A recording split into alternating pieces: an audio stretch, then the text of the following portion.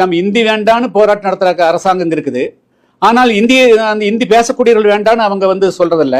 அதனால என்ன நடக்குது அப்படின்னா 1000 கோடியில 2000 கோடியில 4000 கோடியில தொழிற்சாலைகள் துவங்கப்பட்டதாக பெருமை பேசிக் கொள்ளக்கூடிய அரசு அந்த தொழிற்சாலைகள் துவங்கப்படுகின்ற பொழுது அந்த உள்ளூர் மக்களுக்கு முக்கியத்துவம் கொடுத்து அங்கு படிக்கக்கூடிய ஏழை மக்கள், எளிய மக்கள், தகுதி வாய்ந்தவர்களை அவர்களை உருவாக்கியவர்களுக்கு வேலை வாய்ப்பு கொடுப்பதற்கு பதிலாக அவர்களை முற்றாக புறக்கணிக்கப்படக்கூடிய ஒரு சூழ்நிலை நம்முடைய தூத்துக்குடி மாவட்டத்தில், அதே போல கங்கை கொண்டான் பகுதியிலேயே இருக்குது. இது மாதிரி பல பகுதிகள் இருக்குது.